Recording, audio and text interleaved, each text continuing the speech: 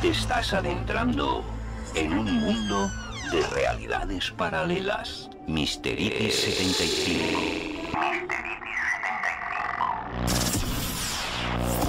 Con Rafael Pardillo Rodríguez.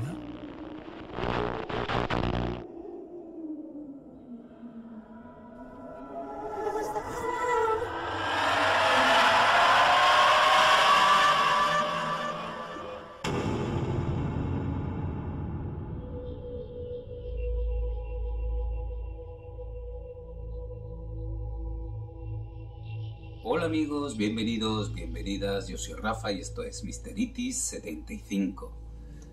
En este videoprograma tenemos el placer y el honor de ser recibidos en su despacho de Barcelona por una persona que considero referente en la investigación y el periodismo más auténtico y veraz. Él es escritor de misterios y enigmas, reportero heterodoxo de la noticia, dentro de cualquier enigma del pasado, la etnología, la religión, etc. Es un investigador de campo que ha recorrido un buen número de países corriendo informaciones a la vieja usanza. Tiene más de 61 libros editados y más de 400 reportajes publicados en revistas especializadas como Más allá de la ciencia, Año Cero, Enigma, y ha sido coordinador de la redacción de la desaparecida Karma 7, entre tantas otras. Sin pelos en la lengua, es una persona que no se deja atrapar por dogmas científicos, religiosos y tradicionales. Es un placer presentaros a Miguel Aracil.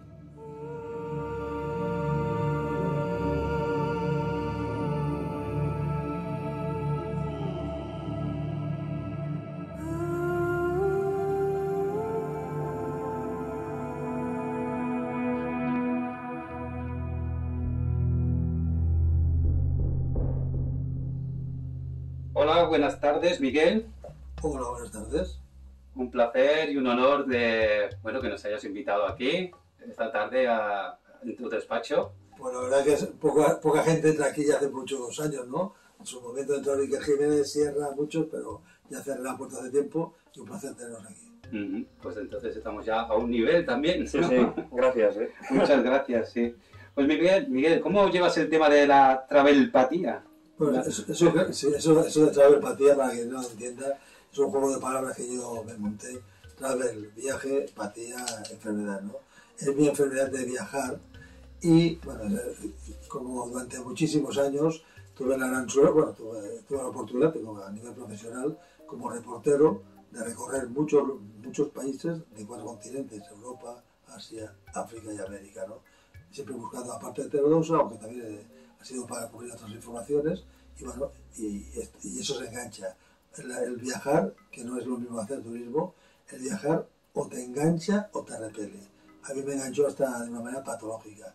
Eran tiempos de cuando se podía reportear, porque los reportajes se pagaban. No ahora que se ha prostituido tanto el tema, que hay quien escribe sin cobrar. Sí, sí. Como gran conocedor de la historia, menos divulgada y todos sus enigmas, me gustaría centrar esta entrevista en lo que se refiere a la zona de Cataluña, al nordeste de España. Concretamente, en el triángulo megalítico situado entre el Cap de Creus, la Serra de Rodas y las Alberas, donde se encuentra la mayor concentración de monumentos megalíticos de toda Cataluña. ¿Qué eran estas estructuras y para qué servían? Sí, tenemos de toda la península ibérica, y no hablo solamente de España, sino de España y Portugal. Andorra no la cuento, aunque tiene algunos muy pocos. En aquella zona es el triángulo megalítico, que así lo bauticé yo, que forman estas 3 sierras. Estos no son sierras, son las Alberas, Serra de Roda y Cap de Creus. Ahí se encuentra la mayor concentración de megalitos, dólmenes, menires, paradólmens, croblecs, piedras grabadas, esculpidas, piedras de rocas de olla, que decimos en catalán. Y entonces allí, por alguna extraña razón, supongo que porque se consideró desde la antigüedad un lugar sagrado, se fueron concentrando, se fueron edificando megalitos hasta el punto de que, si no recuerdo mal, en una tesis doctoral, un libro formidable, que después si queréis os lo enseñaré, del doctor Tarrú sobre el megalitismo en aquella zona, se contabilizaron aproximadamente 200 megalitos en un triángulo, en una zona geográfica relativamente corta. Vuelvo a pensar, repito, que es la zona megalítica más importante a nivel de números de España. Si comparamos, por ejemplo, con Bretaña, no, Bretaña tiene, creo que son 1.200 o 1.400, la Bretaña francesa, pero es diferente. Aquí, a nivel de España, es la zona megalítica. ¿Qué eran los menires? Oficialmente, un menhir era un lugar que indicaba, era lo que llamaríamos una fita, una perafita, incluso la palabra perafita o pellerafita, que existen varios libros, en varios pueblos, perdón, indicaba una señalización entre clanes diferentes. Esto es la versión oficial. Los dólmenes, es verdad, eran lugares de enterramiento y para algunos no tienen ningún valor esotérico ni telúrico.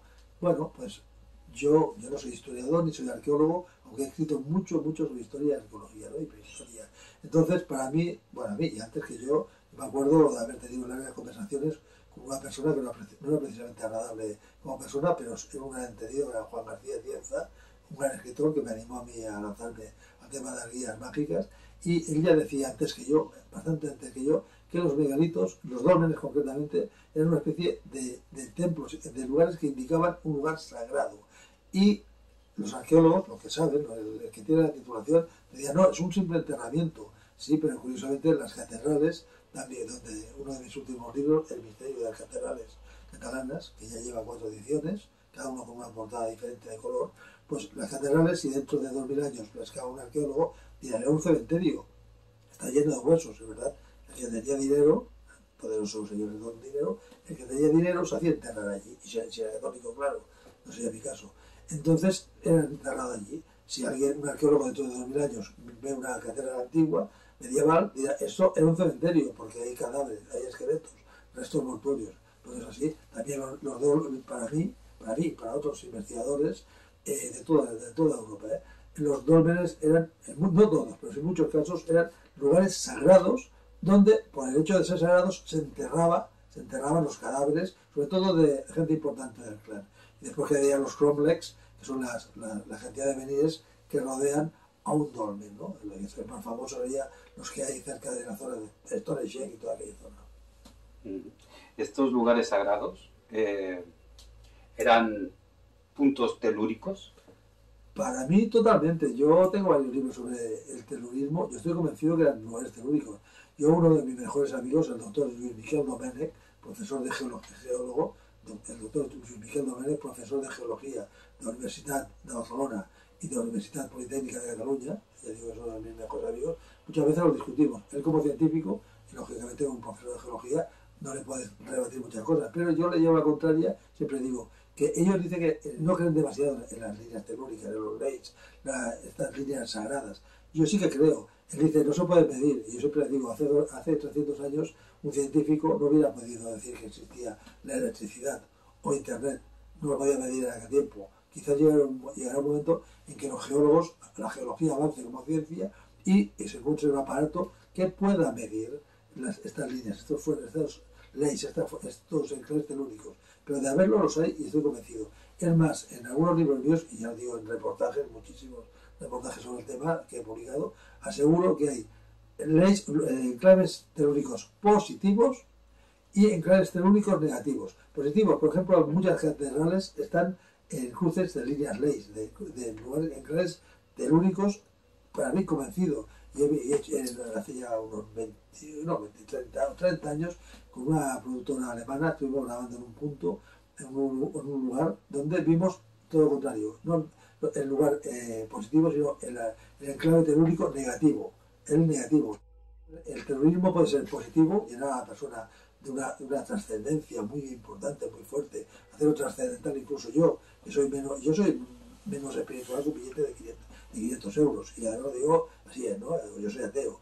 Pero, o sea, allí hay lugares, no solamente a nivel de Europa, en otros países, en lugares sagrados, he notado cosas muy curiosas en templos de otras religiones, y se nota algo especial, positivo. Pero también hay negativo, y en un caso muy concreto serían los lugares donde gentuza como las SS, nazis, buscaron para colocar los acuartelamientos de muchas de sus divisiones Panzer de las SS.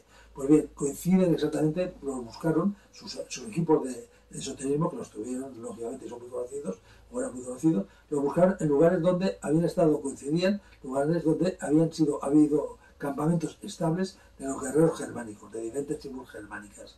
Curiosamente, con una diferencia de 1600, 1700 años, buscaban un lugar donde el que vivía allí se llenaba de agresividad, de violencia, de lo negativo. Por lo tanto, para mí sí existe el terrorismo positivo y negativo. ¿Y quiénes construyeron estos monumentos, megalitos? ¿Se sabe qué cultura? No, o sea, hemos de pensar una cosa. Los megalitos más antiguos que conocemos son del 4500 aproximadamente antes de nuestra era. Y en cambio hay megalitos dólmenes, sobre todo en Andalucía, hay una serie enorme, lo de Antequera y todos aquellos, que son de 1800 antes de nuestra era. Por tanto, en estos 2500, 3000 años no fue solamente una cultura. Se podría hablar de la cultura venida del Atlántico, o sea, de Atlántida no entró, del Atlántico, como defendía Atienza, como Tusey, como defendían otros investigadores. Yo creo que, o sea, fue una especie como, igual que la cultura románica, no romana, románica, a partir del siglo 1000 se empiezan a edificar catedrales románicas y después hay una especie de cambio cultural y se construye en gótico. Por lo tanto, fueron diferentes pueblos. Bien, hemos de pensar que hay megalitos en lugares, se han encontrado megalitos, dólmenes concretamente, en lugares tan extraños que nos puede parecer en broma, como Corea, Japón, o yo por ejemplo he visto en Marruecos, en el desierto de Marruecos hay una zona donde hay pequeños, no tan pequeños, dólmenes. Lógicamente nada tenía que ver una cultura con la otra. Por lo tanto, estos megalitos, estos menides, las han venido construyendo una serie de pueblos, no podemos hablar de culturas, pueblos, clanes, pueblos que lo han ido edificando. Quizás yo pienso que quizás, yo no soy historiador ni arqueólogo, pienso como una cultura primigenia que parió, si se me admite la palabra, en la cultura megalítica, y los demás lo fueron, como diríamos en el mundo del periodismo, fusilando, fueron copiando.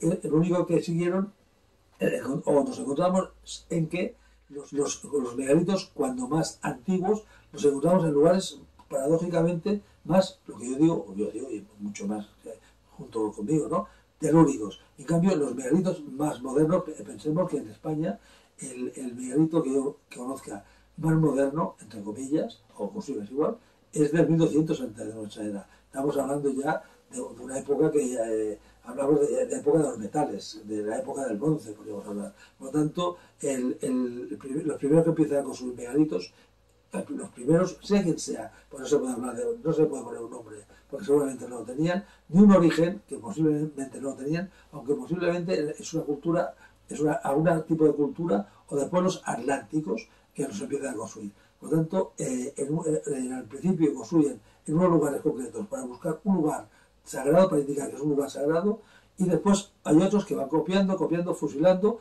y bueno, ven que lo han hecho los antepasados y lo siguen poniendo. Son diferentes. Eso sin entrar en los megalitos fraudulentos, que mucho sinvergüenza actual todavía se aprovecha para montar excursiones a ciencia.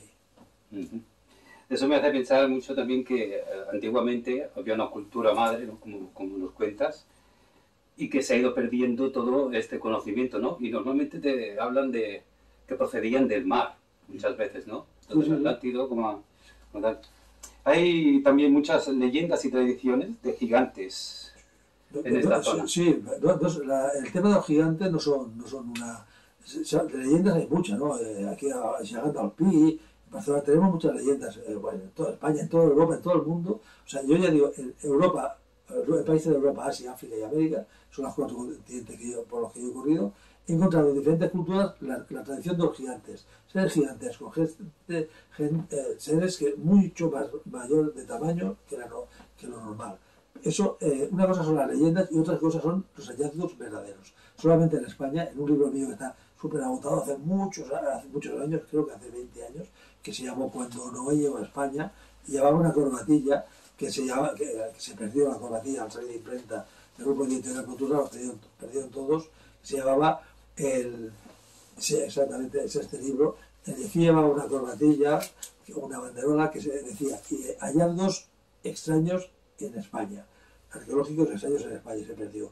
Pues bien, este libro recoge una serie de casos que no tienen, o sea, no se les puede negar sencillamente porque incluso los arqueólogos los han excavado y no siempre se han portado bien. Y voy a poner un caso.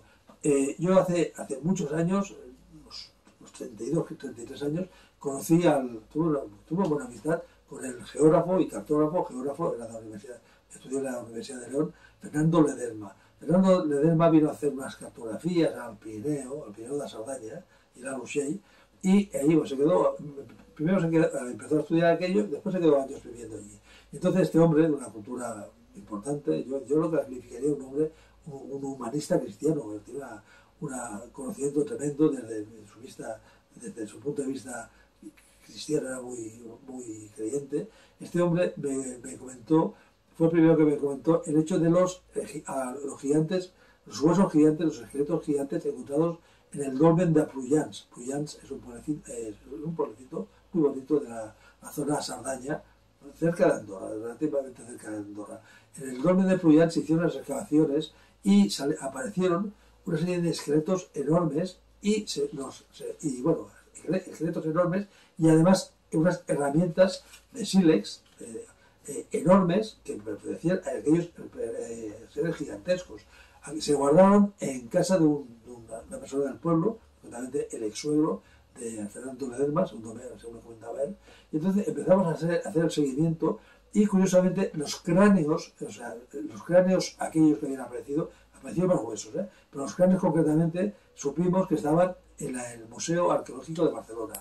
Y curiosamente, lo del Museo Arqueológico de Barcelona no los tienen expuestos, quizás porque no son gratos, o sea, pueden ser, pueden presentar una serie de preguntas, motivar una serie de preguntas, decir, ¿qué hace estos seres gigantescos? ¿Qué hacía ahí? ¿Quiénes eran? Yo me acuerdo que a poco de saber el tema y estaba escribiendo el libro, me dijeron el tema de la longitud de algunos de los fémures, y aquella misma semana estuve cenando con el gran Fernando Jiménez del Oso, el número 1, el primero y con diferencia, no tiene sucesor, eso yo lo digo yo, y Fernando, como médico que era, al decirle yo la proporción, no me acuerdo exactamente la proporción de la medida del hueso, me dijo, pues este individuo te llega a medir sobre 2,20 metros, 2,40 metros.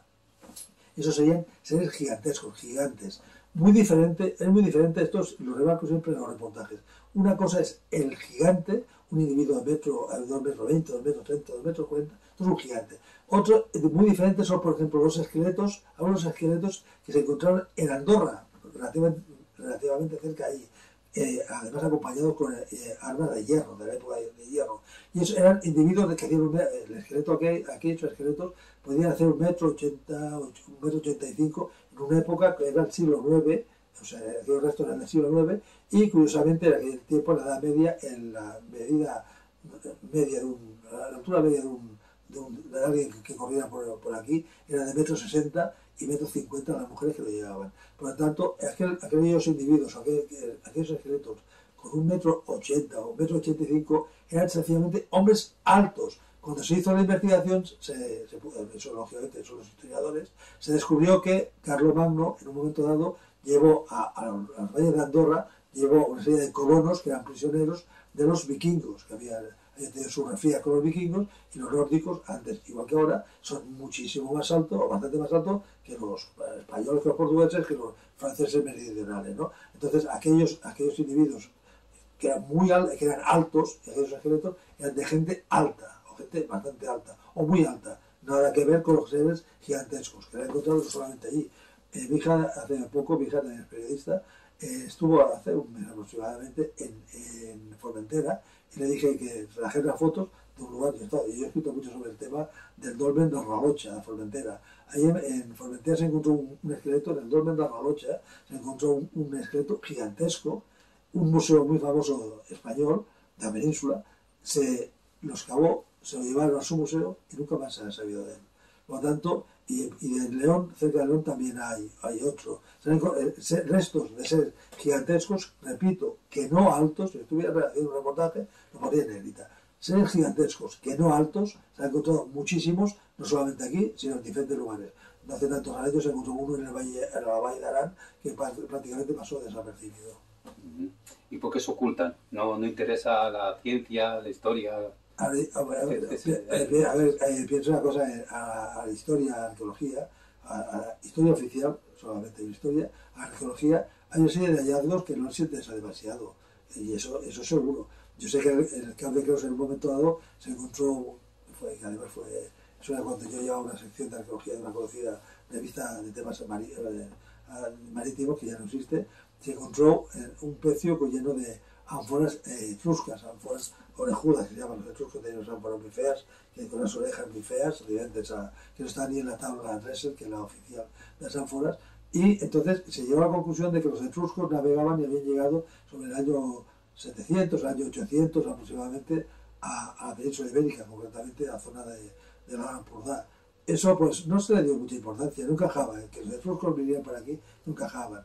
En este libro, cuando Noé llegó a España, y no es publicidad porque el libro está agotado hace muchísimos años y no se va a reeditar nunca más. Pues bien, se han encontrado restos que pertenecían a una cultura tan exótica como podía ser la cultura aquea.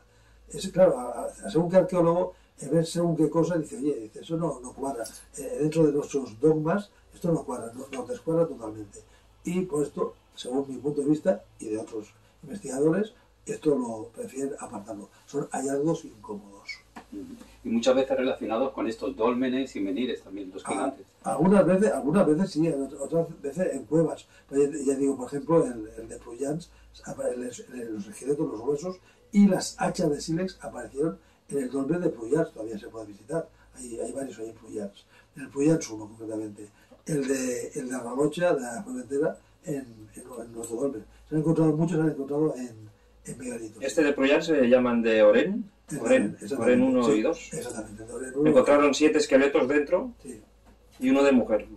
Muy grandes. Sí. Cada fémur se ve que llegaba hasta la cadera de una persona. Sí, o sea, quedaron guardados un tiempo en la casa del ex suegro de Fernando Ledesma, y después cuando se llevaron en Prullans, como me pasaron las medidas, digo, cenando con Fernando Pedroso, que era médico, ahora psiquiatra, a decirle, lógicamente, yo no soy médico, a decirle la medida, me dijo, pues este tío debía hacer 20 o 2 metros 40. Estos son gigantes. Pues han encontrado muchísimos lugares, no solamente aquí.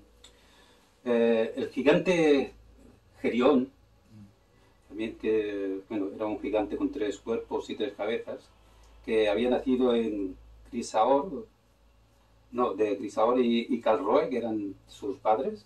Vivía en Eritia, hoy conocida como Cádiz, y tenía aterrorizada a toda la península ibérica. ¿Qué hay de verdad de este gigante que dice que mató a Túbal? Pues nada, esto es mitología y punto. Ni 3 cabezas ni 3 cuerpos, esto es mitología. Sí. La mitología es mitología, ya dice la palabra mito. O sea, es mitología, de este tipo de gigantes no existe. O sea, la mitología, mira, por ejemplo, yo estaba a punto, hace un año, antes de que viniera a llegar al bicho, estaba a punto de publicar un reportaje sobre un tema muy curioso que podríamos vincularlo. El tema de la creencia en dragones, dragones en España, ¿no? Hice el seguimiento de algunos en Andalucía y varios en Cataluña. Y llegué a la conclusión, empezando por el de Bañolas, ¿no? De que da nombre a la Raga, en aquella zona. Llegué a la conclusión, seguro, bueno, y en el San Llorent d'Amunt, incluso hay una postal, tuve que conseguir una postal del principio del siglo XX.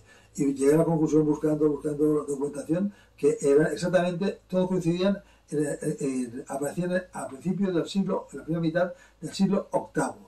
Y entonces buscando, preguntando a naturalistas, preguntando a historiadores, arqueólogos, había una clara explicación.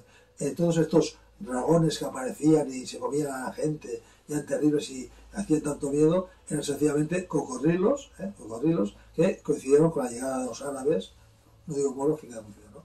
Ahora tratamos de decir, los árabes llegaron a España en 711, trajeron de todo, cosas buenas, cosas malas, se trajeron algunos cocodrilos, porque además en todos los lugares donde han aparecido estos supuestos dragones, sea San Llorenç d'Amunt, sea en Banyoles, la Murtra, sea en varios lugares de Jaén, todos han sido lugares coincididos en momentos en que los árabes corrían por allí. Por lo tanto, la gente que hablamos de primera mitad del siglo VIII, gente que no había visto un cocodrilo en su puñetera vida, ver un bicharraco, un reptil, decir que puede llegar a los 4,5 o 5 metros y que además se zampaba a quien fuera, pues ellos lo fueron mitificando hasta convertirlo en un dragón que medía 25 metros y se comía a 50 personas de golpe. Eso fue un reportaje que estuve mucho tiempo preparándome, no lo he publicado, no creo que lo llegue a publicar, pero digo, igual que los míticos dragones tienen un origen, para mí, en el tema de los cocodrilos, aquí en España, ¿no? Perdón, en el tema de este tipo de gigantes que aparecen en muchas mitologías, en algunas mitologías mesopotámicas también aparecen, y incluso en Mesoamérica hay alguna cultura que también habla de gigantescos, sencillamente es un mito, una leyenda basada en alguien que sería enorme y tremendamente fuerte, herculeano o como se llame, y después fue pasando, se fue exagerando y llegó a ser el mito, se llegó a crear lo que tenemos actualmente. Y para ti, Miguel, ¿cuál es el misterio más grande o desconocido de esta zona? ¿De Cataluña o de los Pirineos? Bueno, mira, hay muchos. Yo me acuerdo hace 27 o 28 años, en Antena 3, con Andrés Averasturi, un periodista, hicimos uno que era sobre la Santa Tombe, se puede descargar en internet. La Santa Tombe, que es un sepulcro tardorromano del siglo IV, que está en Arles-sur-le-Tec, en San Marí de Arles-sur-le-Tec, y aquel sepulcro es de mármol, lo llevan ahí por el tema de los simiots, es un tema de la simiosis y el yeti de los Pirineos. Yo creo que soy la persona que más ha estudiado el tema del simiote con diferencia, y me he publicado mucho en muchos libros míos. Y bueno, para hacer una especie de exorcismo que no vinieran los simiotes y todo, tenían allí llevaron unas reliquias de dos santos, lo pusieron en un sepulcro, hay varias historias, ¿no? En un sepulcro que era un tardorromano, y de ese sepulcro, curiosamente, que estaba encima de dos, en castellano se llaman pollos, como los asientos de piedra, ¿no? O dos peanas, y era imposible que entrara agua, y curiosamente, cada de tanto en tanto se iba llenando de agua. Lo pusieron bajo cubierto y se llenaba de agua. Y entonces, en muchos casos en los que se llenó de agua la Santa Tombe que llaman ellos, y llevaban lo que dicen los franceses, la pompe, la bomba, le ponían allí, sacaban el agua, que decían que era milagrosa. Yo tengo fotografías de verdaderas peregrinaciones de franceses, incluso de gente de antiguas colonias francesas, que iban aquí a Arles-sur-le-Tec a buscar agua. Hay una historia, incluso una cosa picaresca por ahí que prefiero olvidar. Y curiosamente, nadie buscaron los científicos si había algún tipo de poro en aquella piedra del sepulcro. Está varios libros míos y se puede buscar en internet, y vieron que no había nada. Pues fue tanto el misterio que incluso los ingenieros reales del ejército británico, y estamos hablando de Francia, estamos hablando del Pirineo francés, frontera con Cataluña, se puede llegar por Tapís, por ejemplo, que es el último pueblo catalán de la zona. Pues entonces, de catalán español me decían, entonces hicieron un ingeniero real británico, hizo una serie de estudios científicos, publicó un libro que yo lo tengo aquí en el despacho, en francés, y dejó demostrada que el agua era imposible que entrara por ninguna filtración, porque además es que ni por el suelo, ni por arriba, ni por la lluvia, por ningún lugar.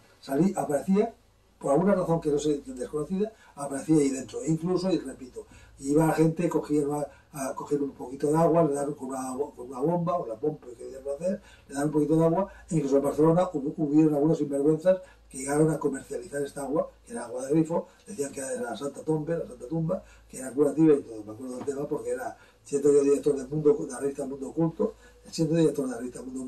lo denuncié y conocí a los sinvergüenzas que tienen unos bazares esotéricos que vendía esta agua que era de grifo, decían que era la Santa Tumba. Es uno de aquellos misterios que no se han resuelto. Este sería uno. Después el de los simiots, los yetis de los Pirineos.